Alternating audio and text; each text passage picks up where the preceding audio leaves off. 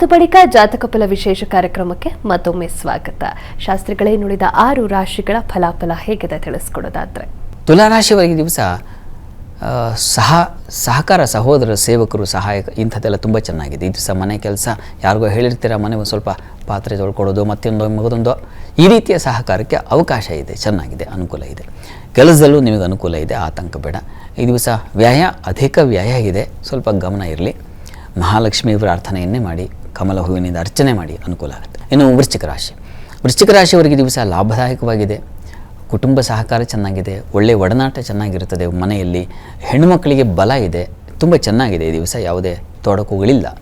ಇಷ್ಟ ದೇವತಾ ಪ್ರಾರ್ಥನೆ ಮಾಡಿ ಮಹಾಲಕ್ಷ್ಮಿ ಜೊತೆಗೆ. ಇನ್ನು ಧನುರಾಶಿಯವರಿಗೆ ದಿವಸ ತುಂಬ ಚೆನ್ನಾಗಿದೆ. ಸ್ತ್ರೀಯರಿಗೆ ಹೆಚ್ಚಿನ ಬಲ. ಕೆಲಸದಲ್ಲಿ ಸ್ವಲ್ಪ ಮಟ್ಟಿಗೆ ಕಿರಿಕಿರಿ ಉಂಟಾಗುತ್ತೆ. ಪೂಜೆ ಮಾಡ್ಕೊಂಡು ಕೆಲಸಕ್ಕೆ ಹೋಗೋಷ್ಟೊತ್ತಿಗೆ ಲೇಟ್ ಆಯಿತು, ಯಾಕೆ ಲೇಟು, ಅದು ಇದು ಈ ಥರದ ರಗಳೆಗಳಿದೆ. ಸ್ವಲ್ಪ ಗಣಪತಿ ಪ್ರಾರ್ಥನೆ ಮಾಡ್ಕೊಳ್ಳಿ, ತುಂಬ ಅನುಕೂಲ ಆಗುತ್ತೆ. ಇನ್ನು ಮಕರ ರಾಶಿಯವರಿಗೆ ಸ್ತ್ರೀಯರಿಗೆ ಹೆಚ್ಚಿನ ವ್ಯಯ ಇದೆ.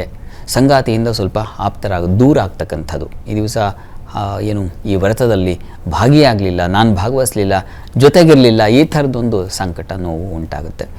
ಇನ್ನು ಉಳಿದ ಹಾಗೆ ಕೆಲಸದಲ್ಲಿ ಏನೂ ತೊಡಕಿಲ್ಲ, ಆತಂಕ ಮಾಡ್ಕೋಬೇಡಿ. ನೀವು ಮಹಾಲಕ್ಷ್ಮಿ ಪ್ರಾರ್ಥನೆ ಮಾಡಬೇಕು. ಕರ್ಮಾಧಿಪತಿ ಸ್ವಲ್ಪ ವೀಕ್ ಇದ್ದಾನಲ್ವ, ಈ ಕಾರಣದಿಂದಾಗಿ ಅಮ್ಮನವರಿಗೆ ಒಂದು ಪುಷ್ಪಾರ್ಚನೆ ಮಾಡಿ, ಅನುಕೂಲ ಆಗುತ್ತೆ. ಇನ್ನು ಕುಂಭರಾಶಿಯವರಿಗೆ ದಿವಸ ಸ್ತ್ರೀಯರಿಗೆ ಹೆಚ್ಚಿನ ಲಾಭ. ಹಿರಿಯರಿಂದ, ಅಣ್ಣಂದಿರು, ದೊಡ್ಡವರು, ಇಂಥವರಿಂದ ನಿಮಗೆ ಸಹಕಾರ ಸಿಗೋದು, ಸಲಹೆ ಸಿಗೋದು, ಹಣಕಾಸಿನ ಸಹಾಯ ಸಿಗೋದು, ಈ ಥರದ್ದೆಲ್ಲ ಇದೆ. ಸಂಗಾತಿಯ ಸಹಕಾರ ಚೆನ್ನಾಗಿರುತ್ತದೆ.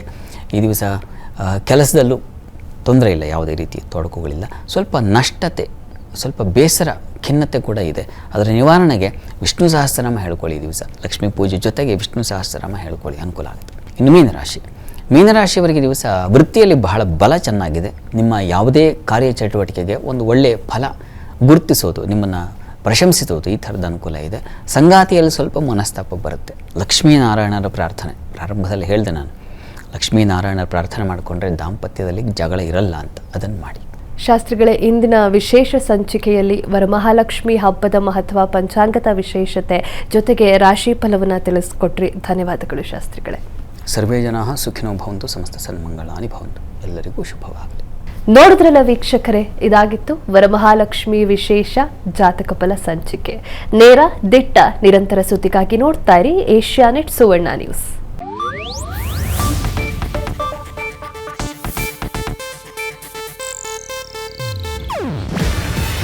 ಇದು ಏಷ್ಯಾನೆಟ್ ನ್ಯೂಸ್ ನೆಟ್ವರ್ಕ್ ಪ್ರಸ್ತುತಿ.